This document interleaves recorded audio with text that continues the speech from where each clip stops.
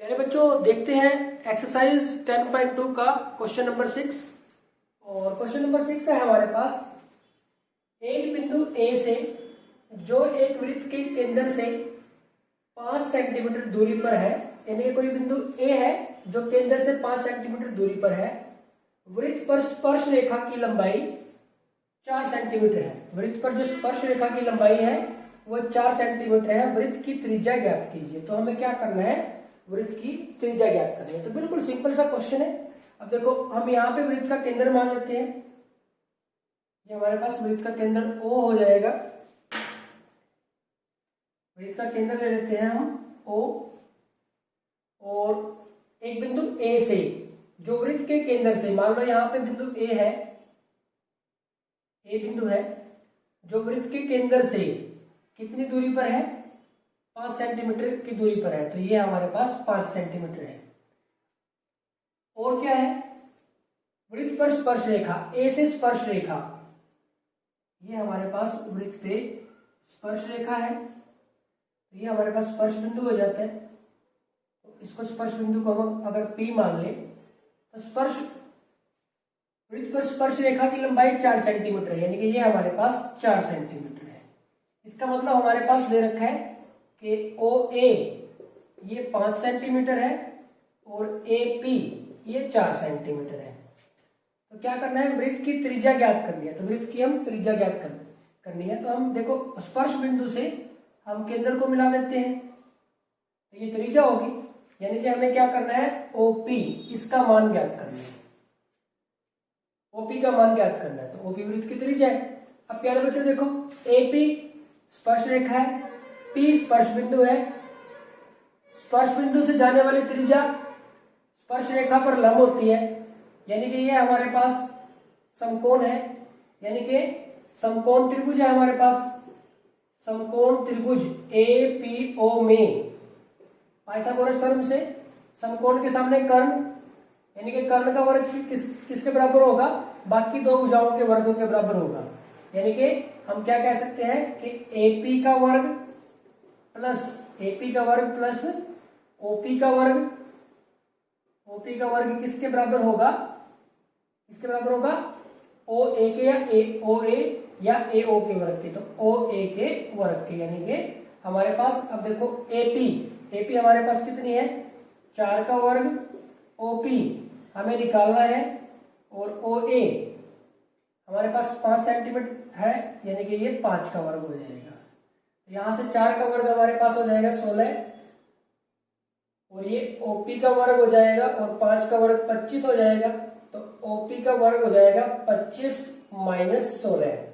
तो OP का वर्ग हो जाएगा 9, और OP हो जाएगा वर्गमूल 9। प्लस माइनस लिखेंगे, लेकिन जो हमारे पास लंबाई है कभी भी वो नेगेटिव नहीं हो सकती। तो वर्गमूल 9 यानी कि OP आ जाएगा हमारे पास 3। और OP क्या है, वृत्त की त्रिज्या। तो वृत्त की त्रिज्या बराबर है 3 सेंटीमीटर। प्यारे बच्चों, ये हमारे पास इसका आंसर आ जाएगा। तो बिल्कुल एक सिंपल सा क्वेश्चन है, इंपॉर्टेंट क्वेश्चन भी है और बेहद सिंपल क्वेश्चन भी है। जस्ट आपको क्या करना था, पाइथागोरस थ्योरम से कर्ण का वर्ग अन्य दो भुजाओं के वर्गों के योग के बराबर है। आप चाहो तो इसको x भी मान सकते हो। तो अगर आप इसको x मानते हो तो देखो, हमारे पास x त्रिज्या है, तो x का मान निकालना है। तो हम देखो क्या करेंगे, 4 का वर्ग जमा x का वर्ग किसके बराबर होगा, 5 के वर्ग के। 4 का वर्ग 16, x का वर्ग वही है 25, x का वर्ग बराबर है 25 माइनस 16, x का वर्ग हो जाएगा 9, और x आ जाएगा वर्गमूल 9। तो वर्गमूल 9 कितना होता है, 3। तो x हमने त्रिज्या को माना है, तो त्रिज्या का मान कितना आ गया, 3 सेंटीमीटर। तो इस तरह से शॉर्ट में भी कर सकते हैं। अब आपके पास थोड़े ज्यादा अंक के लिए आ जाए तो इस तरह से कर ले, और अगर 1 अंक के लिए या 2 अंक के लिए आ जाए तो आप इसको थोड़ा शॉर्ट में कर ले। तो प्यारे बच्चों, ये हो जाएगा हमारे पास क्वेश्चन नंबर 6।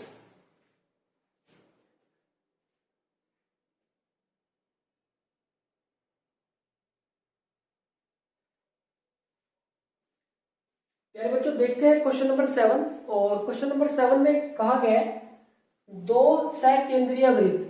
सकेंद्रीय वृत्त मतलब जिनके केंद्र एक ही है, यानी कि जैसे हम करते हैं ना, जैसे प्रकार की नोक यहाँ पे रख के एक वृत्त बना दिया, यहाँ पे प्रकार की नोक रखी, और प्रकार की नोक यहीं पे रख के थोड़ी प्रकार को और खोल के अगला वृत्त यहाँ पे, यानी कि प्रकार की नोक वहीं पे रखी। तो इस तरह से आप कितने भी सकेंद्रीय वृत्त बना सकते हैं, यानी कि केंद्र उनका सभी का एक ही है। त्रिज्याएं कम ज्यादा हो सकती है तो उनको बोलते हैं हम सकेंद्रीय वृत्त, यानी कि केंद्र उनका एक ही है।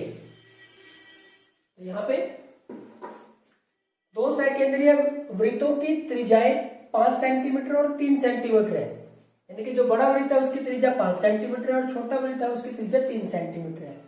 बड़े वृत्त की उस जीवा की लंबाई ज्ञात कीजिए जो छोटे वृत्त को स्पर्श करती हो। तो बड़े वृत्त की उस जीवा की लंबाई ज्ञात करनी है जो छोटे वृत्त को स्पर्श करती हो। अब देखो हम ये वृत्त का केंद्र ले लेते हैं, तो ये हमने एक क्या किया, एक वृत्त लगा लिया। इसी तरह से दो सकेंद्रीय वृत्त है तो एक और लगा लेते हैं हम, मान लो एक हम ये लगा लेते हैं। इस तरह से हमने एक और लगा लिया, ये दो वृत्त हो गए हमारे पास। थोड़ा सा ठीक कर देते हैं, हालांकि इतना ठीक तो नहीं होगा ये, चलो ठीक है। केंद्र इनका दोनों का एक ही जगह पे है, यानी कि केंद्र हम इनका ओ पे मान लेते हैं। अब क्या है, जो छोटा वृत्त है उसकी त्रिज्या कितनी है 3 सेंटीमीटर और बड़ा जो वृत्त है उसकी त्रिज्या कितनी है 5 सेंटीमीटर, यानी कि यहां से यहां तक की अगर हम बात करें तो ये 3 सेंटीमीटर है और यहां से यहां तक की अगर हम बात करें तो ये 5 सेंटीमीटर है। आगे कहा है कि बड़े वृत्त की उस जीवा की लंबाई ज्ञात कीजिए, बड़े वृत्त की उस जीवा की लंबाई ज्ञात कीजिए जो छोटे वृत्त को स्पर्श करती हो। अब देखो, छोटे वृत्त को स्पर्श करते हुए बड़े वृत्त की जीवा की लंबाई,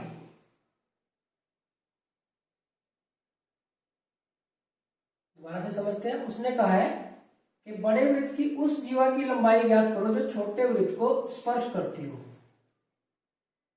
यानी कि बड़े वृत्त की तो वो जीवा है और छोटे वृत्त की वो स्पर्श रेखा है। ये जो होगी वो बड़े वृत्त के लिए, तो अगर हम इसको नाम दें कुछ भी, तो ये जो होगी हमारे पास, ये बड़े वृत्त के लिए, देखो इस वृत्त के लिए तो ये जीवा होगी और इस छोटे वृत्त के लिए स्पर्श रेखा होगी। यहाँ पे हम एक स्पर्श बिंदु ले लेते हैं कि यहाँ ये P पे स्पर्श करती है। अब आप देखिए, O वृत्त का केंद्र है,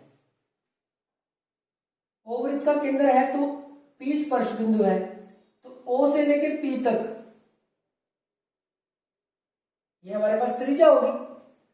ये अगर त्रिज्या है तो ये 3 सेंटीमीटर है और O से लेके इस पॉइंट तक ये बड़े वृत्त की त्रिज्या है। अगर हम इसको A और इसको B मान लें तो ये हमारे पास 5 सेंटीमीटर है, ये हमारे पास 5 सेंटीमीटर, ये हमारे पास 3 सेंटीमीटर। अब आप देखेंगे कि अगर इस छोटे वृत्त के संदर्भ में हम बात करें तो ये स्पर्श रेखा, P स्पर्श बिंदु, OP स्पर्श बिंदु से त्रिज्या, तो ये जो OP होगी वो AB पर लंब होगी, यानी कि ये लंब है, तो ये लंब है तो ये हमारे पास AOP, ये एक समकोण त्रिभुज होगी। तो ये समकोण त्रिभुज है तो इसमें ये हमारे पास कर्ण होगा। AP को अगर हम x मान लें, तो AP को अगर हम x मान लें तो x का वर्ग जमा 3 का वर्ग किसके वर्ग के बराबर होगा 5 के वर्ग, x का वर्ग जमा 3 का वर्ग 5 के वर्ग के बराबर होगा। x का वर्ग जमा 9 बराबर है 25, तो x का वर्ग बराबर है 25 माइनस 9 यानी कि 16, तो x का वर्ग हमारे पास 16 है तो x आ जाएगा वर्गमूल 16, यानी कि x का मान आ जाएगा 4। अब ये x 4 आ गया। अब प्यारे बच्चों, जो नियम यहाँ पे लागू हुआ यहाँ पे भी तो यही सेम है। ये देखो, ये हमारे पास स्पर्श बिंदु से होकर जाने वाली त्रिज्या, और ये देखो ये त्रिज्या, ये भी तो 5 सेंटीमीटर है, बड़े वृत्त की त्रिज्या है। तो सेम जैसे यहाँ पे कॉन्सेप्ट लागू हुआ है यहाँ पे भी लागू हो गया। तो ये भी जितना ये है उतना ये है। दूसरी बात, ये जो त्रिभुज है APO और BPO, ये सर्वांग त्रिभुज है, उसके हिसाब से भी, संगत भाग के हिसाब से भी जितना ये है उतना ये होगा। तो ये अगर 4 सेंटीमीटर है तो ये भी हमारे पास 4 सेंटीमीटर होगा। तो ए बी हमारे पास कितना होगा, A P plus P B. A B हमारे पास, ये ए पी हमारे पास 4 सेंटीमीटर है, तो पी बी भी हमारे पास 4 सेंटीमीटर है, तो ए बी हमारे पास कितना आ जाएगा, 8 सेंटीमीटर। तो ये हमारे पास इसका आंसर आ जाएगा। तो प्यारे बच्चों ये हो गया हमारे पास क्वेश्चन नंबर 7। एक बार फिर से देखते हैं इसको, बिल्कुल सिंपल क्वेश्चन है। आपको कॉन्सेप्ट समझना है कि क्या क्या कहा गया है इसमें। आपको सिर्फ ये समझना है कि इसमें कहा क्या गया है, कि इसमें कहा कि 2 सकेंद्रीय वृत्त है। तो एक हमारे पास एक वृत्त ले लिया हमने और एक और वृत्त ले लिया। इन दोनों सकेंद्रीय वृत्तों का जो केंद्र है वो हमने O पे ले लिया। अब उसने क्या कहा है, इनकी त्रिज्या कितनी है, एक की 3 सेंटीमीटर और एक की 5 सेंटीमीटर, छोटे की 3 सेंटीमीटर और बड़े की 5 सेंटीमीटर। बड़े वृत्त की उस जीवा की लंबाई ज्ञात कीजिए जो छोटे वृत्त को स्पर्श करती हो, यानी कि छोटे वृत्त की स्पर्श रेखा है वो जो बड़े वृत्त की जीवा है। तो इसकी ये अगर ए बी बड़े वृत्त की जीवा है तो हमें ए बी की लंबाई ज्ञात करनी है, और ये जो बड़े वृत्त की जीवा है ये छोटे वृत्त की स्पर्श रेखा है। यहाँ पे पी स्पर्श बिंदु हो गया। अब ये पी स्पर्श बिंदु हो गया, यहां से अब आप इसको देखो कैसे करेंगे कि O से लेके और P तक ये तो त्रिज्या नहीं होगी, और छोटे वृत्त की त्रिज्या कितनी है, 3 सेंटीमीटर, और बड़े वृत्त की त्रिज्या कितनी है, 5 सेंटीमीटर, यानी कि O से A तक ये 5 सेंटीमीटर है। हमें पता है कि स्पर्श बिंदु से त्रिज्या को मिलाने वाली रेखा, और स्पर्श जो रेखा होती है, ये मिलाने वाली त्रिज्या स्पर्श रेखा पर लंब होती है या स्पर्श रेखा त्रिज्या पर लंब होती है, यानी कि ये समकोण है। यानी कि इस त्रिभुज में हम पाइथागोरस थ्योरम अप्लाई कर सकते हैं। तो पाइथागोरस थ्योरम अप्लाई करेंगे तो इसको हम x मान लेते हैं। तो यहाँ पे हमारे पास कितना हो जाएगा, x स्क्वायर प्लस 3 का स्क्वायर 5 के स्क्वायर के बराबर होगा। x स्क्वायर जमा 9 बराबर है 25, x स्क्वायर बराबर है 25 माइनस 9, x स्क्वायर बराबर है 16 और x बराबर है वर्गमूल 16, तो x बराबर है 4। इसका मान तो आ गया 4। अब ठीक इसी तरह से यहां से देखो O से लेके B तक ये भी तो त्रिज्या ही है, ये भी 5 सेंटीमीटर है। ये स्पर्श रेखा और ये स्पर्श बिंदु से त्रिज्या, तो ये भी लंब हुई, तो ये 3 सेंटीमीटर, ये 5 सेंटीमीटर। तो अगर देखो ये 3 और 5 तो ये 4 आया था, तो यहां से 3 और 5 है तो ये तब भी 4 आएगा। या आप इसको y मान के करेंगे तो x की जगह पे y आ जाएगा, y का मान भी यही आएगा। दूसरी बात, अब देखो ये जो त्रिभुज है, त्रिभुज कौन सी ले, APO, ये सर्वांगसम है BPO के। अब देखो कैसे है सर्वांगसम, इसका नियम देखते हैं। यहां से कि OA is equal to OB, OA और OB बराबर है, समान त्रिज्याएं, वृत्त की समान त्रिज्याएं, वृत्त की समान त्रिज्याएं। और देखें OP is equal to OP, ये उभयनिष्ठ हो गया, उभयनिष्ठ भुजा।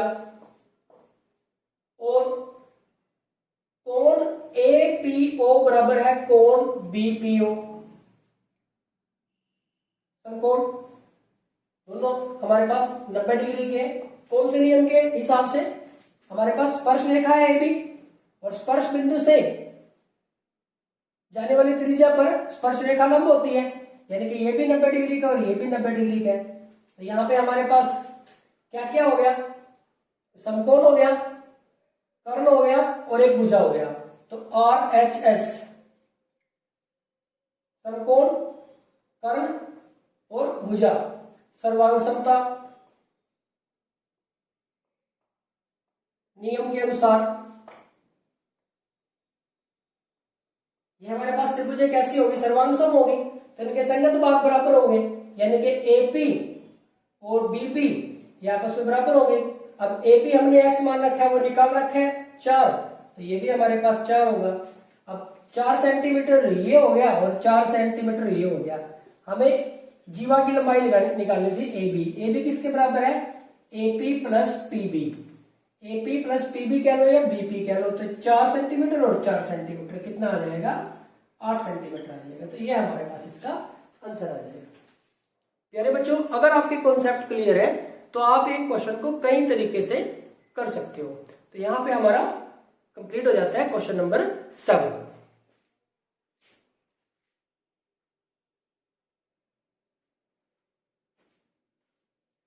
यानी बच्चों देखते हैं क्वेश्चन नंबर 8। क्वेश्चन नंबर 6, 7 और 8 तीनों ही बेहद इंपॉर्टेंट क्वेश्चन है और क्वेश्चन नंबर 8 बेहद ज्यादा इंपॉर्टेंट क्वेश्चन है। इसमें कहा गया है एक वृत्त के परिगत मतलब बाहर, एक वृत्त के परिगत एक चतुर्भुज ABCD खींचा गया है। तो देखो एक वृत्त है, इसके बाहर एक चतुर्भुज बनाया गया है ABCD। सिद्ध कीजिए कि AB जमा CD बराबर है AD जमा BC। तो ये हमें सिद्ध करना है। तो प्यारे बच्चों, अब देखो इसको किस तरह से करेंगे। इसमें अगर आप देखें, आप किसी भी वर्टेक्स को देखें, किसी भी शीर्ष को देखें, अगर हम इस A शीर्ष की बात करें तो A शीर्ष से इस वृत्त पे 2 स्पर्श रेखाएं हैं, एक AP और एक AS। तो एक वृत्त की A शीर्ष से इस वृत्त पे 2 स्पर्श रेखाएं हैं, AP और AS। अब देखें कि हम क्या रिजल्ट यूज करते हैं। हम प्रमेय 10.2 यूज करते हैं कि इसका हल हम जानते हैं कि वृत्त के बाहर स्थित किसी बिंदु से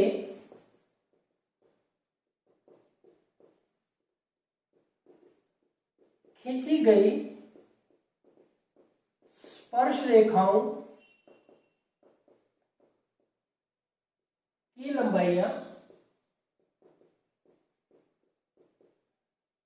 बराबर होती हैं।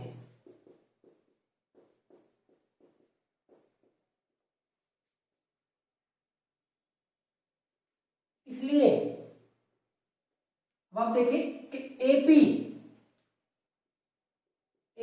किसके बराबर होगी। देखो A बिंदु से एक स्पर्श रेखा AP होगी और एक AS होगी। तो AP और AS बराबर होंगे, समीकरण 1।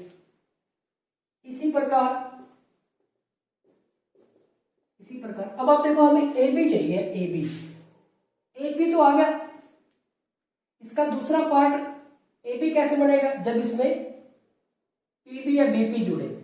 तो दूसरी स्पर्श रेखाओं का सेट मैं ये लूंगा, ये हम दूसरी स्पर्श रेखाओं का सेट लेंगे। तो इस तरह से बिंदु B से अगर बात करें तो एक स्पर्श रेखा होगी BP, ये किसके बराबर होगी, BQ की। ये समीकरण 2 हो गया। और अब देखो इन दोनों को जोड़ेंगे, AP और BP को जोड़ेंगे तो AB पूरा हो जाएगा, तो ये AB मिल जाएगा। अब हमें CD पे की तरफ चलना है, CD ये रहा। तो एक इससे मिलेगा C से, CR बराबर है, CR किसके बराबर होगा, CQ के। ये हमारे पास तीसरा समीकरण हो गया। और चौथा इस B से मिलेगा। अब CR तो मिल गया, अब हम DR ले लेते हैं। तो DR किसके बराबर होगा, DS के। ये समीकरण 4 हो गया। अब हम क्या करते हैं, समीकरण 1, 2, 3 और 4 को जोड़ने पर 1, 2, 3, 4 को जोड़ दिया, क्या मिल गया, AP plus BP plus CR plus DR बराबर है AS plus BQ plus CQ plus DS। अब आप देखें AP प्लस BP, AP और प्लस BP क्या कंप्लीट हो जाएगा, AB हो जाएगा। तो यहां लिख रहे हैं AB हो गई, तो हमारे पास प्लस CR और DR, सी आर ये रहा, डी आर ये रहा, तो ये पूरा कंप्लीट कितना हो जाएगा, सी डी हो जाएगा। तो ये पार्ट तो हो गया हमारा कंप्लीट। अब राइट साइड में देखो हमें क्या बनाना है, एडी। एडी देखो कहाँ है, एडी।